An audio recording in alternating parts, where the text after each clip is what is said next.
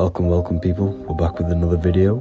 Please make sure to hit that like button, subscribe and turn on notifications to never miss a video. The Earth is a giant torus field consisting of a positive and a negative pole. The Sun being the cathode with a positive charge and the Moon being the anode with a negative charge. This is why the Sun rules over the day, giving you lots of energy, and the Moon taking your energy from you, making you go to sleep. Now, the plane that we live on is called the plane of inertia, and at the center of this plane of inertia is the North Pole. This is where the two electromagnetical energies meet. Now, this is where the most electromagnetic energy is stored. This is why all compasses will point north, because it's the most magnetic place in this reality.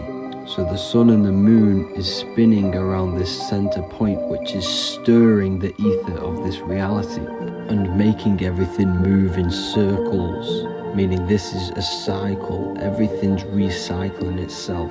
It's an organic simulation.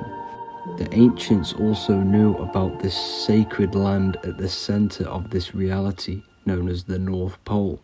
As you can see on this map from the 1500s of the North Pole, you can see 4 islands around this center black rock. Ancient civilizations like the Mayans, the Buddhists, and ancient Chinese also depict these 4 islands. The endless symbology of these sacred lands at the center has been going on for thousands of years. These sort of secrets are now kept by the elites, but as always they have to show the truth in plain sight, and this is what they are doing with the Windows symbol and also the Wizard of Oz. Now in the Wizard of Oz, as you can see, there's something called Munchkin Land. Munchkins are these unusually short people. Then on the ancient 1500s map it says pygmy, and then the pygmy people in mythology are also these unusually short people. Just like Santa and his elves, they come from the North Pole, and elves are these unusually short people. These stories that we are told about Santa and Munchkins are putting truth in plain sight about this sacred land. This sacred land at the center of the earth is where the aurora borealis comes from and is being emitted from this black hole in the center, also known as the black sun. The aurora borealis is the earth's aura, hence why it has the word aura inside of it. It is the life-giving essence to all life within this realm. As this dualistic reality we live in consists of both physical and spiritual, the black sun is like our sun for the spirit. It's our spiritual umbilical cord connecting us to the spirit realm. And the rising sun is the opposite. It's our sun for our physical 666 carbon suits, known as our human body, our physical aspect. As it states in the 40,000-year-old emerald tablets, deep in Earth's heart lies the flower, the source of the spirit. The flower of life is as thine own place of spirit, and streams through the earth as thine flows through thy form, giving off life to the earth and its children. So the North Pole is the core of this spiritual reality, and the closer you get to it, the more spiritual and lucid it becomes. So the elites have covered this up in order for us to forget the true nature of this reality. And they did this cover up by introducing the globe model.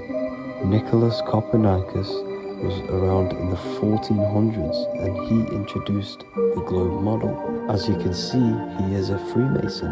He depicts himself with a globe and a Masonic compass in all of his paintings and portraits.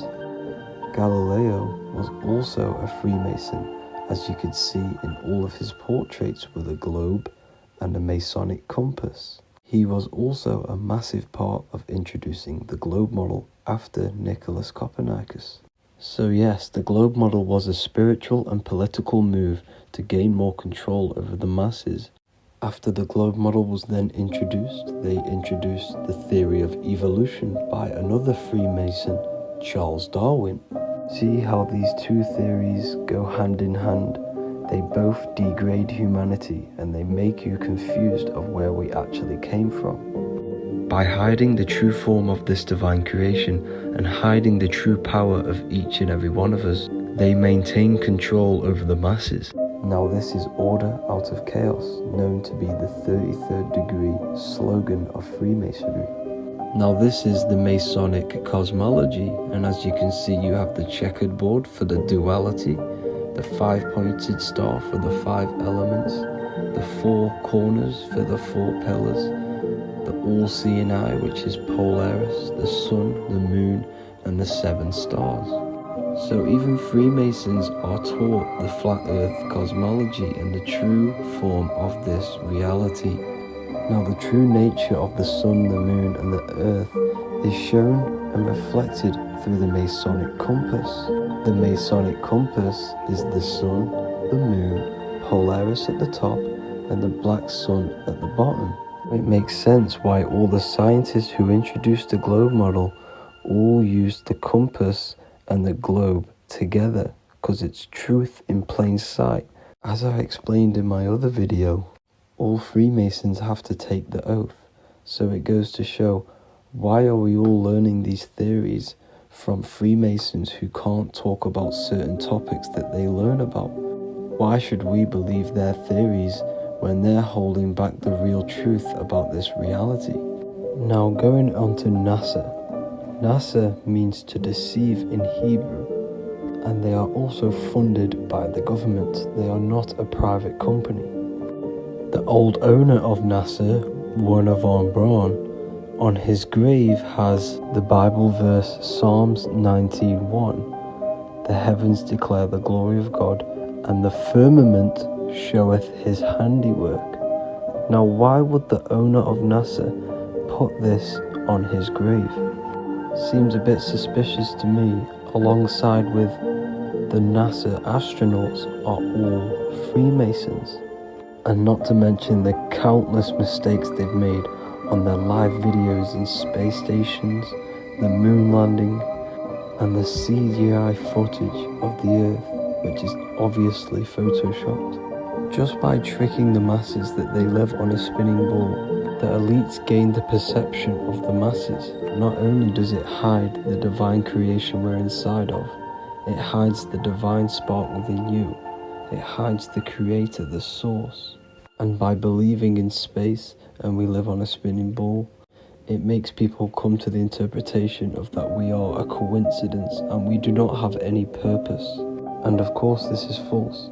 When you come to realization that we are all a divine creation and we can create our own divine life in this reality, life becomes more sacred and you start to enjoy little things.